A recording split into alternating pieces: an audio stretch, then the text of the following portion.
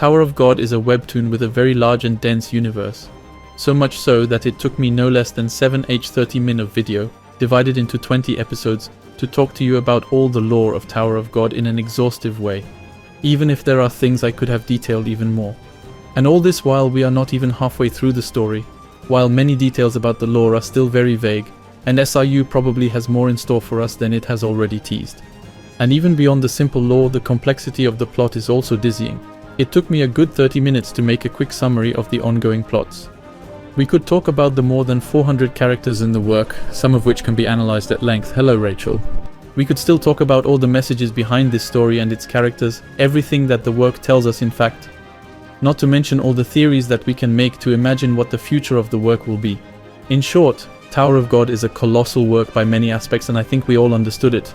But, in reality, the whole of Tower of God, all its story, its lore, its characters, etc., is only a part of an even bigger whole called TALSE User story.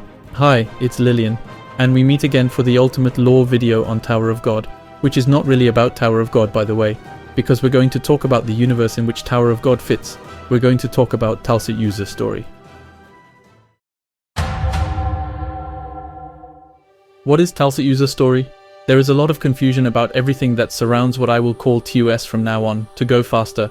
But already to start with, what you have to keep in mind is that not only the content of TUS is non-canon, but it has also been completely deleted from the internet by SIU itself, and that the only traces we have left of this content are screenshots of some SIU amateur comics, conversations with fans from the time, and some stuff here and there that it didn't delete. So you might as well say that you shouldn't look for any coherence in all this mess, especially since, in my opinion, if SIU deleted everything when becoming a pro with Tower of God, it's probably to leave the mystery around the main issues of Tower of God, but also and above all to start all over again and redo it much later as a pro. In short, all this to say that everything I'm going to talk about here could very well change completely later on, and that it should really be seen as a draft. It should almost be considered as if it doesn't exist at all, or as if it's obsolete non-canon lore, as I said in episode 18. However, I do want to emphasize that I am talking about the content of TUS, because there is one thing that is canon with TUS, and that is its very existence. Indeed, SIU has never denied the very existence of TUS and still has it in mind nowadays. Because since the beginning of Tower of God, in each chapter, even before seeing the title of Tower of God, there is always written above in small, TALSE UZER story by slave in utero. In short, remember that if the content of TUS is to be taken with great care, its very existence remains confirmed. Good, now what is TUS exactly? Well, as I said in the introduction, TUS is the name of the universe in which the story of Tower of God takes place, as well as the story of other comics that SIU did as an amateur before starting Tower of God. The creation of the TUS universe is actually much earlier than Tower of God, because SIU said about TUS that it was a universe he started to create in elementary school. The TUS universe is described as a world that consists of many central stories that leave unchanging traces.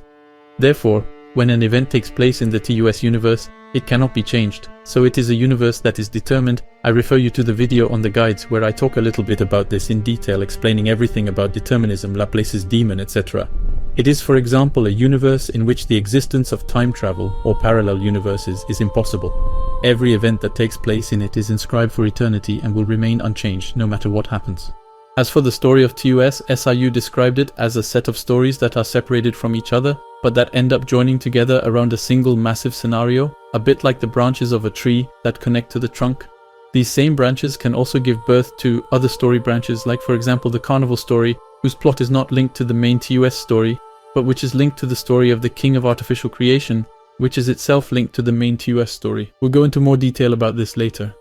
Finally, there is another really central component in the universe of TUS. It is the exciser, or axis according to the translation. And here I advise you to take what I say with a pinch of salt, because it's a bit of a mix of fact and interpretation, a bit like the video on the guides, but it's necessary to explain what the axes are. In the first chapter of Tailse User story, we are told that we are not born X's, but that we become X's after having experienced an awakening.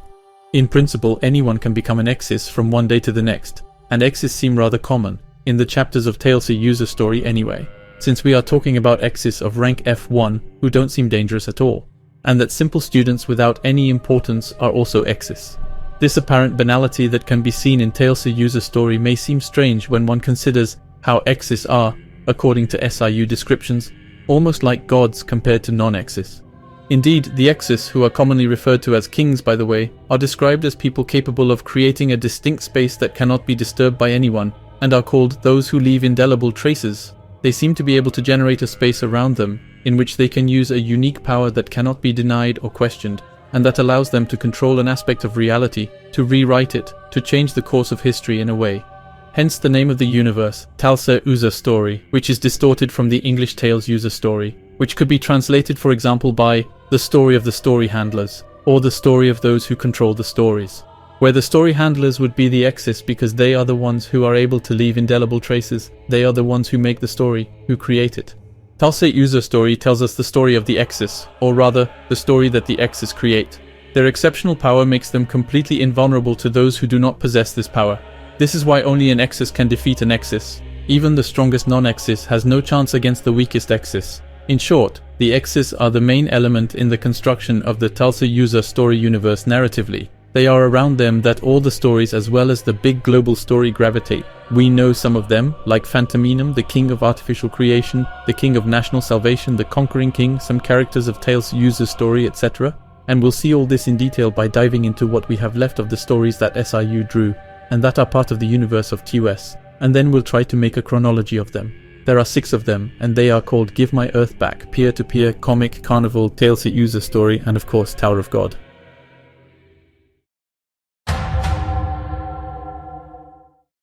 Let's start with what seems to be a kind of thriller, which SIU published 2 chapters on Naver in February 2010, just before the beginning of the second version of Tower of God on Best Challenge, the first one being the black and white one. See the video on the obsolete non-canon lore. There is not much to say about peer-to-peer since there is no translation available, not even in English, and considering the very modern thriller atmosphere, there should not be much to learn about TUS on so little content. In the first chapter, we can see a young man and a young woman in a kind of Disneyland. We see a number of points decreasing, suggesting that the young man spends his points for the girl. Then we see them being followed by shadows. The young man starts to run with the girl, managed to escape by taking a cab, making his points drop to 200 visibly. Then in the cab, the girl takes out a gun and puts a bullet in his head. We also see throughout the messages with .avi, .xe, .png, etc., with at the end a message saying upload. In chapter 2 we see again the scene of the murder under another angle. Then we see the woman taking a picture of the corpse and probably sending it to the guy we see just after with his phone. They speak between them one moment. She hangs up, then she will hide the corpse somewhere. Then we have a transition to a new character, and the chapter stops there. In short, all you have to remember is that it seems to be a thriller in a rather modern society, and that the internet, or at least the upload, seems to have an important place. And this is something that can be guessed from the title, since peer-to-peer, also known as P2P, refers to a technology that allows the direct exchange of data between computers connected to the internet without going through a central server, a technique that is still widely used today through the blockchain, Bitcoin, etc.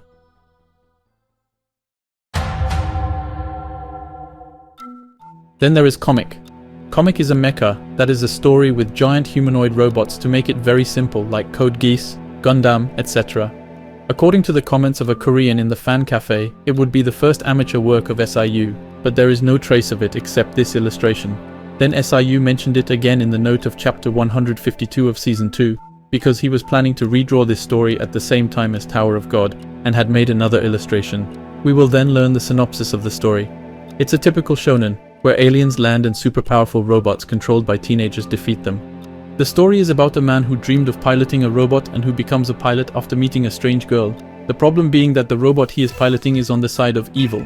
We also know that according to SIU, if Comic is part of TUS, no character from Comic will appear in Tower of God or Carnival. However, we also have a comment from a fan cafe person who tells us that one of the characters of Comic is called Roy Starbucks, and that according to him, SIU said that the older brother of Roy Starbucks will appear in another story of TUS, Give My Earth Back, which we are going to talk about.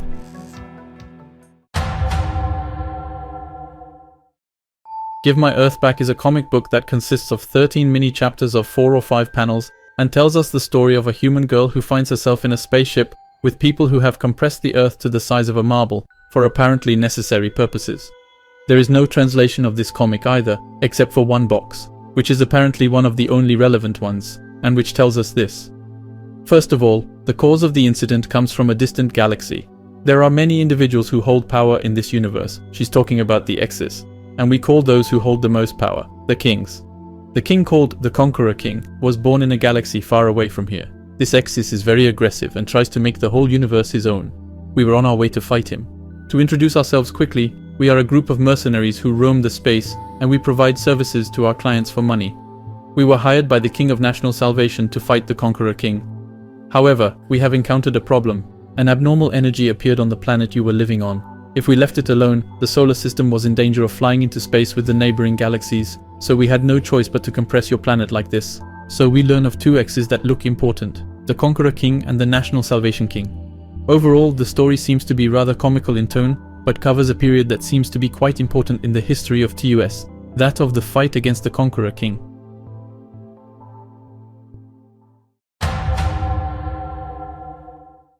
Then, there is Carnival, of which there are only illustrations and some untranslated Korean words dating from February 2010, like "Give my Earth back."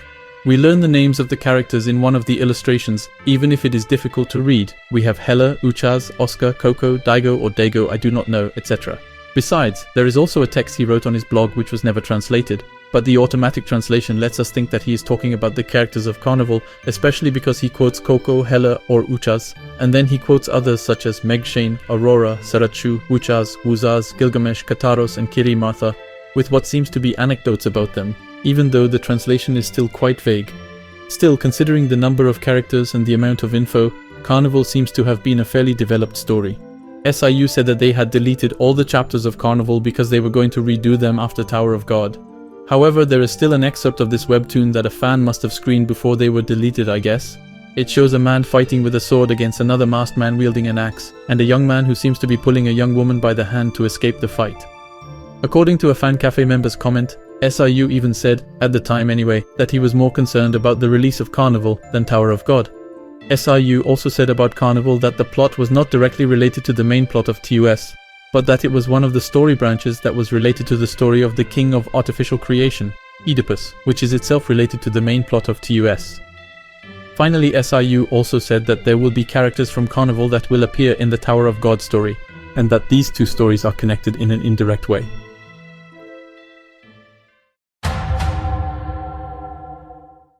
Well, now we're going to talk about the biggest piece of TUS, a story that has almost the same name as the universe, Tailse User story. It is the story of TUS with the most content since it has 60 pages, and they have been translated for once, in English and in French, thanks to Electrica once again. We can easily see that this story had the ambition to last a certain time since the chapters are numbered 001, 002, etc., suggesting that there would be more than 100. These are also the chapters that are quite dense in information, and therefore the ones where we will learn the most about TUS. Also, keep in mind that these chapters are from 2006. It's probably one of the oldest work of SIU, so you can imagine that a lot of things may have changed in his head in the meantime, but I'm not going to repeat the introduction. Anyway, we start the first page by telling us that we are 1303 years after the awakening of the Conqueror King, that is to say 1303 years after he awakened his power of Exis. A man seems to fly in space while a girl's hologram asks him to stop while talking about the Red Wall and the Blue Wall, which seem to be two organizations fighting against the Conqueror King since one of them arrested him, and the other one claims its independence. Then he arrives in an area where there seems to be ship debris, and finishes off what appears to be the Conqueror King.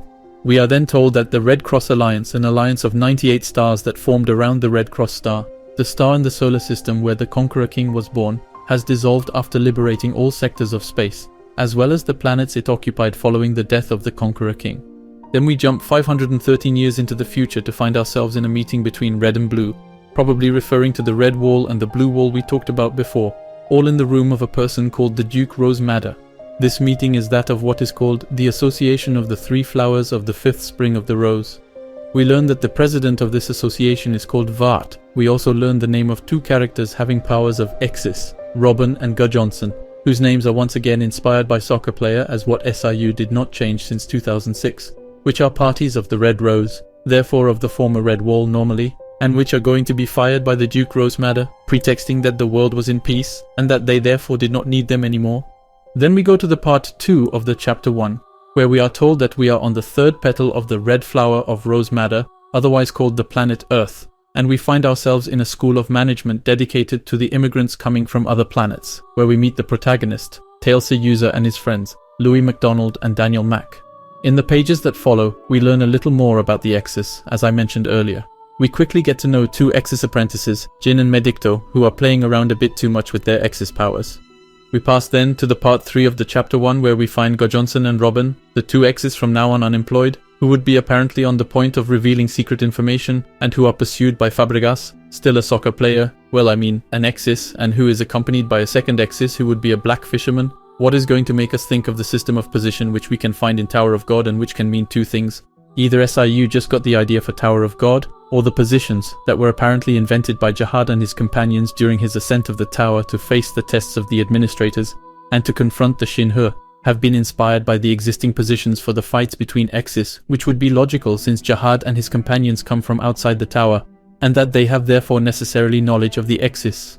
Anyway, we are going to see a fight between Exis, and there it goes very quickly, and it is not necessarily easy to understand at the first glance, but roughly, Fabregas seems to teleport to Gojohnson since he was at 5 km of him just before. To note besides that Gojohnson seems to have teleported too. Then, whereas Fabregas is about to attack him, Robin appears and sends Fabregas waltzing of a blow of palm. Then, Gojohnson fires 2 bullets with his gun and teleports them to the skulls of Fabregas and the black fisherman. He will still stop his own bullets so as not to kill them, but he will show his superiority and make the other 2 give up the fight. And we learn in the conclusion of the chapter that the top secret data concern the protagonist, Tailse Uzer. We pass finally to chapter 2, part 1, where we find Tailse Uzer making a nightmare. We see him then leaving to his job of part-time student with a girl, Maria Thunderstone, job which consists in cleaning mysterious towers which we name the Towers of Atrekion or the Stems of Flowers. There are about 30 of them in the area, and there is no information about why they were built, when they were built, or what is inside. They have no doors or windows. Well, this part has created a lot of confusion for some people, so just to clarify a couple of things. No, it has never been confirmed that these towers have any relation with the Tower of God, and therefore no, we can't say that there are about 30 other towers similar to the Tower of God. This is only a theory coming from a Korean fan, and some people thought it was a statement. And in any case, I remind you that it's from 2006, that it's supposed to be removed from the internet, all that. Anyway, these towers are indeed mysterious, but absolutely nothing connects them to Tower of God, even if we have the right to make theories, of course. Tailse will then go shopping with Maria while being followed by Gojohnson and Robin, who talk about the power of an Exis, Baston, who would apparently be able to extend his field of Exis, thus the zone of control of his power, throughout the city. We will then conclude this part with the introduction of a new Exis, who is apparently the daughter of Gojohnson and who is this time an Exis probably very powerful, since she has the title of King, Oedipus, the king of artificial creation. We begin then the second part of the second chapter. We are going to learn the name of the black fisherman from earlier, Dragon Hunter. In a discussion of a missing page, we learn that Gojohnson is not the biological father of Oedipus, and that Oedipus knows everything about the secret information. Then she reveals to them that the Duke is behind all that. Then we see Tailse being attacked by Baston, or rather one of his ghosts, which is related to his Exis power. The ghost is going to be smashed by Robin in conclusion. So we finish with the part 3 of the second chapter. The ghost of Baston will disappear. They will make Tailse flee, and Gojohnson will remain to face the ghosts of Baston. Then we go back to Oedipus, the king of the artificial creation, where he is going to talk about God because he imagines that the power of the Exis was given to them by God, and he would like to know why, knowing that each time it is the Exis who create conflicts, as for example the Conqueror King. But since God does not seem to give any sign of life, Oedipus thinks that he has gone away, abandoned them, and thus wished to create a god himself. But he will confess his failure by saying that even for him, the king of the artificial creation, it was impossible. We go back to Tailse. Gojohnson says to us that he is a watcher, surely a position of Exis in the fight again. That discusses a little. He says to us that he hates the Duke. Then we go back to Oedipus, who says to us that the Duke said to know how to create a god, and that all this plan has since the beginning for the purpose to create one. We go back to Tailse with a lot of missing pages, but there is not much interesting happening, so it is not a big deal. A man is going to come to see Gojohnson and to speak to him about an accident caused by the awakening of a not very powerful Exis, of rank F1 according to him, but which is related to his current work. We pass then on Tailse, who goes to his friend Louis with his other friend Daniel, those we saw at the beginning. We learn by going back to Gojohnson that the Exis in question is Louis, and that he obviously killed his mother by awakening to his Exis power. In conclusion, we see what appears to be Dragon Hunter, the black fisherman, in Louis's house while Tailse and Daniel ring the doorbell. Anyway, that's all we have about Tailse User story, which is quite a lot of info to digest, so at worst I advise you to go and read the chapters again to understand everything. I'll put in description the links to all the chapters that can be found on the internet anyway. In any case, Tailse User story is the story that probably gives us the most information about TUS, especially about the Exis, but it is also the oldest work, and the one that is most likely to undergo changes. It is therefore the one with which we have to be as careful as possible, and personally, I advise you to avoid making too many theories based on it, except for the main elements that TUS has already talked about later, like the existence of the king of artificial creation, for example. Anyway, it's time to talk about the last story related to TUS.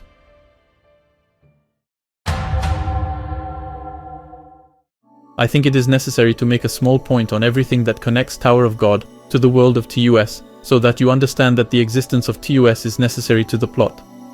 First of all, there is everything that concerns the outside of the tower, where Jahad and his 12 companions Urek, Enryu, Phantominium, etc. come from.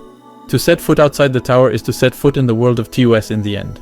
To know the reasons and the context that pushed Jahad's group to enter the tower, we will have to see some TUS, even if we have flashbacks of their childhood. We can also think about the moments when Urek will talk about the outside of the tower, and also to know the connection he had with Phantominium.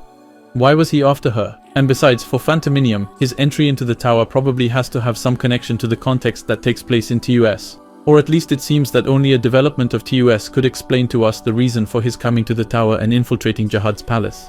Moreover, as far as Phantominium is concerned, we know that he is one of the 5 most powerful X's in the whole TUS universe, and that he would be able to end the history of the whole tower if he wanted to.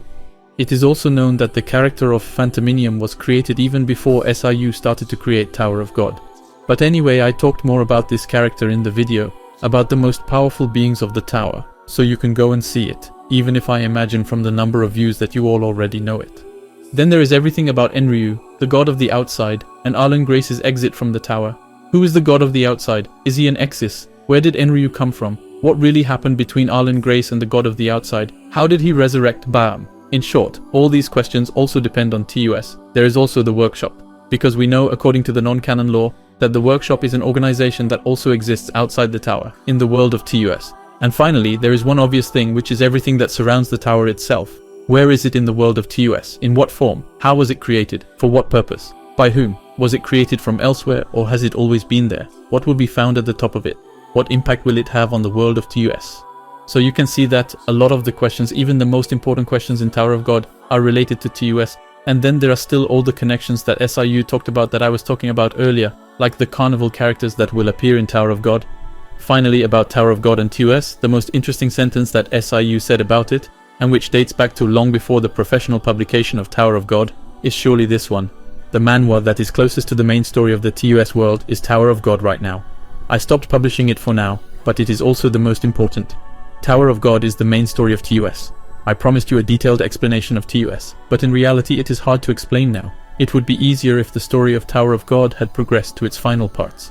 So we can see both that Tower of God is of paramount importance to TUS, and that TUS is indispensable to the development of the plot of Tower of God, especially at the end of the story. Because he said that the story will connect with TUS towards the end, and the readers will understand everything at that time. He also said that Tower of God will be the longest story in TUS, and lucky for him, I want to say.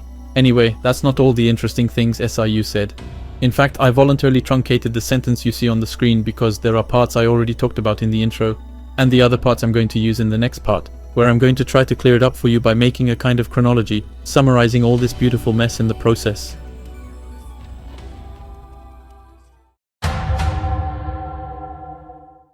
Well, I warn you in advance, trying to make a chronology is a bit of a pain in the ass given the unreliability of the information and some rather speculative points, but it will allow you to better understand all this. First of all, from the clips and from what Korean fans say, it seems that Carnival has a more medieval atmosphere than a modern one, and therefore it would be more at the back of the timeline. It would also be consistent with the fact that it is apparently, as I said, one of the earliest SIU works. However, I have 3 objections. The first one being that just because a place is not modern, doesn't mean that the whole universe is not modern. As you have seen, the universe of TUS is part of the space opera subgenre, which belongs to the science fiction genre. It is therefore not surprising to find isolated planets where civilization is not modern, just as we can still find places cut off from the world that modernity has not reached. Then there is the fact that this story is linked to the story of the king of artificial creation, Oedipus, which we see in TALSE UZER story, in a much more distant time, even though the X's seem to live a very long time. And finally, the third reason is that this story has indirect connections to Tower of God, and you will see that Tower of God is set more towards the end. Anyway, all that to say that I'm not sure where to place it. Another story I don't know where to place is Peer-to-Peer because of the little information we have about it. And anyway, it doesn't seem to be a very important story at first glance. Then there is Give My Earth Back, which takes place during the war led by the Conqueror King, a period that lasted, according to the chapter of TALSE user story, 1303 years. The year 0 of the freeze can be set as the awakening to the power of X's of the Conqueror King, in order to have a precise reference point.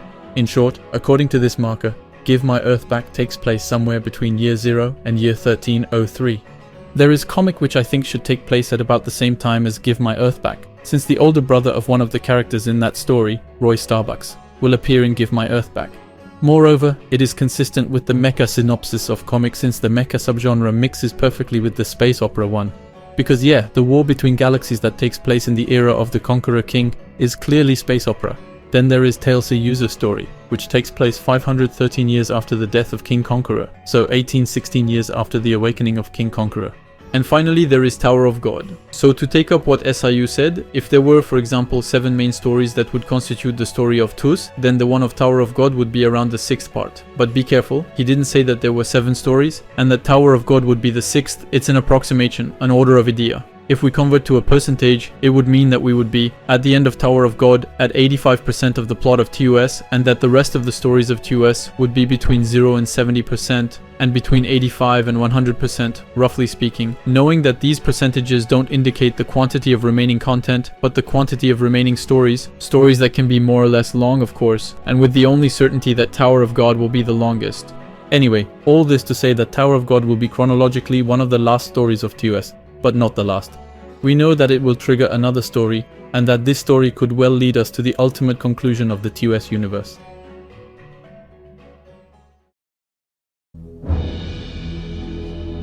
As you can see, TUS is a huge universe that can be placed in the register of space opera, and in which many different stories take place. Among these stories, there are main stories which are independent from each other, but which are sometimes linked to each other in a direct or indirect way, and which, once all put together, will finally form one big global story. In addition, there are other stories that are not linked to the big general story, but are linked to the main stories, and that flesh them out, a bit like spin-offs in the end. This is an extremely ambitious project that SIU has been developing since elementary school, so it is truly a life's work. A work so ambitious, so colossal, that he had admitted himself, before the beginning of the publication of Tower of God, that he will probably never manage to finish it in its entirety in his lifetime. He did say, however, that he would really like to see the big main story finished. The content of TUS will most likely change dramatically when it will come to Tower of God and the aftermath of that story, as the most recent TUS content is over 11 years old now, and probably won't be talked about for another 10 or 20 years. It is obvious that SIU's ideas about it will change, modify, and even improve, now that he is an author with a lot of experience and maturity, especially since they will have to adapt to what Tower of God has become. Because SIU would never have imagined at that time that the Tower of God story would become so big, even if I imagined that the basic concepts of Tower of God never changed.